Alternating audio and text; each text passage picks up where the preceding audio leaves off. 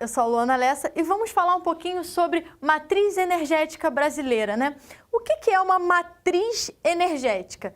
A matriz energética é um conjunto das fontes de energias disponíveis. É aquele conjunto que vai fornecer para a gente a energia. E aí, essa matriz a gente pode também ter matriz elétrica, que é a fonte de energia, mais vinculada à produção de energia elétrica. O conjunto de todas as fontes se chama matriz energética. E aí a gente vai pensar o seguinte, as fontes de energia mais utilizadas no Brasil, quais são elas, né? A gente vai ter aí tanto matrizes de fontes renováveis quanto de fontes não renováveis. O que isso quer dizer para a gente? Quer dizer que fontes renováveis são aquelas que se renovam facilmente no nosso planeta, como, por exemplo, o Sol. O Sol é uma fonte de energia renovável, porque todo dia você tem sol. Depende, claro, do como está o tempo, se tem bastante nuvens, se aquela área é uma área de mais incidência de radiação ou não. A gente vai variar, mas todo dia a gente tem, na verdade, a disposição do Sol. A Terra está iluminada pelo Sol. Agora, fontes de energia não renováveis é aquilo que a gente tem que, se utilizar tudo, não vamos ter de novo tão cedo. Esse tão cedo aí é a partir de milhões de anos, porque são fontes que, na verdade, eles demoram milhões de anos para se renovarem e pode ser que nem cheguem a se renovar.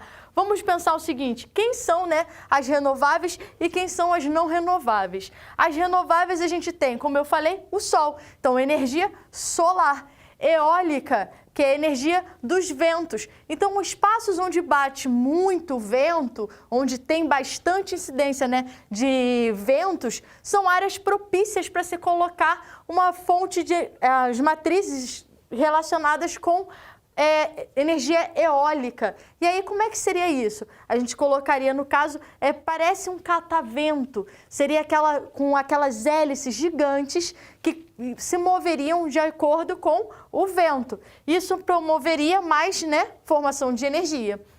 Biomassa. O que é a biomassa? A biomassa vai ser, por exemplo, casca de cana-de-açúcar. Ou seja, a gente está falando de alguns restos, né, de materiais orgânicos que podem ser queimados para geração de energia. Então, aí, uma vez que acabou a matéria, a gente pode produzir mais desses materiais orgânicos e o seu descarte, as partes a serem descartadas, vão ser utilizadas para a produção de energia.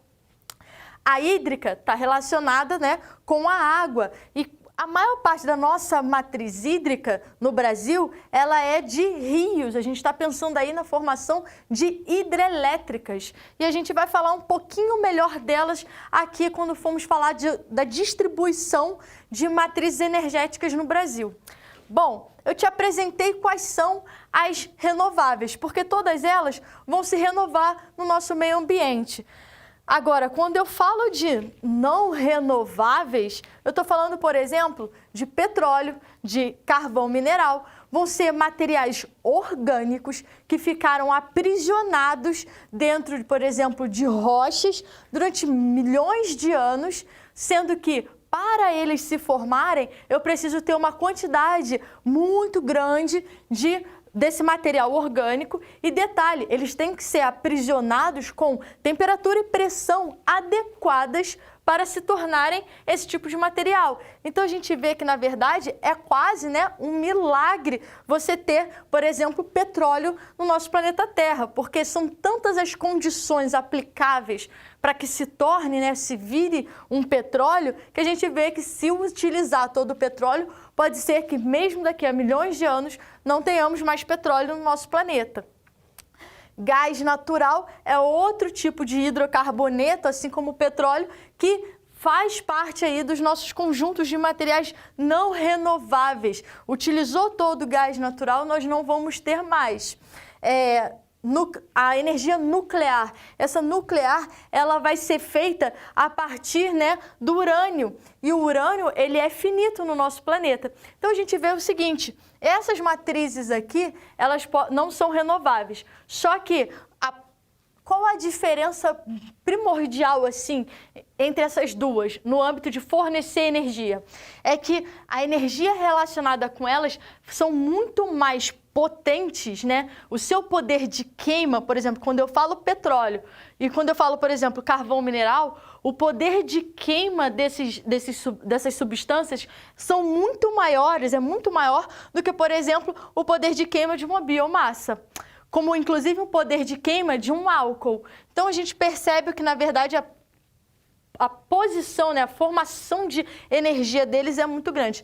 A nuclear, então, ela é uma formação de energia bastante intensa. O maior problema dela vai ser, por exemplo, o descarte do lixo atômico, né, que ela vai gerar. Outro detalhe importante quando a gente fala de renováveis e não renováveis é, por exemplo, com relação à sustentabilidade, né? Porque os não renováveis, né, eles promovem, principalmente quando a gente fala de petróleo, de carvão mineral, a gente está falando de uma promoção, né, de CO2 na atmosfera, de uma quantidade de gases de efeito estufa. E eles fazem muita parte, na realidade, do nosso sistema de produção e do nosso modo de vida. Mas vamos entender como é que isso se desenvolve na realidade brasileira. Bom, quando a gente fala de Brasil, a matriz energética mais utilizada é a hídrica. Por quê? Porque nós vamos ter uma grande quantidade de rios de planalto. O que são rios de planalto? São rios onde você tem um relevo, né, de planalto, você tem uma diferença aqui de altura e aí você gera uma queda de água. Essa queda de água, eu posso utilizar a força da água para girar uma turbina e criar energia a partir da movimentação dessa turbina. Para fazer isso, eu preciso pegar essa área, né, que vai ter essa queda d'água e colocar uma barragem para represar essa água. E aí eu libero a água de acordo com a minha necessidade de geração de energia. Isso gera para a gente alguns impactos, né? Olha só, nossa fonte renovável, ela no caso, estou falando da hídrica, ela tem essa posição de ser uma renovável, porém, a sua instalação gera um forte impacto ambiental e social. Por que ela gera um impacto ambiental? Porque uma vez que eu coloco a represa, o que acontece com aquele fluxo da água que seguia? Ele vai parar. Ele vai encontrar um obstáculo. E se ele encontra um obstáculo, o que acontece com o fluxo do rio? Ele vai alagar o entorno. Então você cria praticamente lagos artificiais próximos a essas barragens. E outro ponto, quando você alaga, você estraga habitat, você vai modificar toda a dinâmica do leito do rio, você vai acabar com o habitat. Outro ponto primordial é a questão social. Por quê? Porque muitas pessoas moram próximos aos leitos dos rios, muitas pessoas têm as suas fazendas, têm populações ribeirinhas, populações indígenas que vivem próximos a esses rios e que vão ter as suas casas, as suas plantações completamente alagadas e vão perder, inclusive, moradia. Então, a gente vê que, na verdade, gera um grande impacto. Mas, se a gente for pensar na conjuntura de como a gente usa essas matrizes energéticas, a gente percebe aqui, ó, nesse gráfico em pizza, né? Olha só a hídrica correspondendo a 60% da nossa produção. Já quando a gente fala de outras matrizes, esse número já cai bastante. A gente vai ter a fóssil com 15%, a eólica com 8%, a biomassa com 9%, a nuclear com 1% e a solar, no caso, ela é 0,8%. E nós temos aqui uma importação também, esses 5%. Nós importamos também fontes de energia, né? Como, por exemplo, o gás natural, que a gente importa para a nossa utilização. Então, a gente vê que, na verdade, a nossa maior formação de energia é uma que gera grandes impactos. Então, toda vez que a gente fala em criar matriz energética, quando a a gente fala em criar matriz energética, não. Quando a gente fala principalmente de criar hidrelétrica, a gente está falando novamente de promoção de impactos ambientais e sociais. A gente precisa ter um uso sustentável e precisa pensar em estratégias de minimizar os impactos, sobretudo no social, quando falamos de comunidades indígenas, que já estão ali naquelas áreas há bastante tempo e já tem toda uma situação de vulnerabilidade social.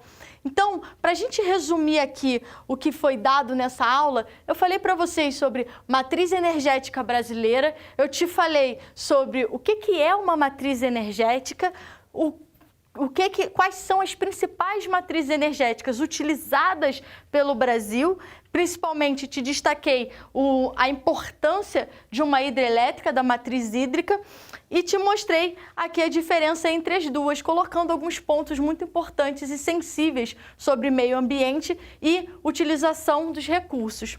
Bom, fiquem à vontade para tirar uma foto desse quadro. Foi um prazer dar essa aula para vocês e nos encontramos numa próxima.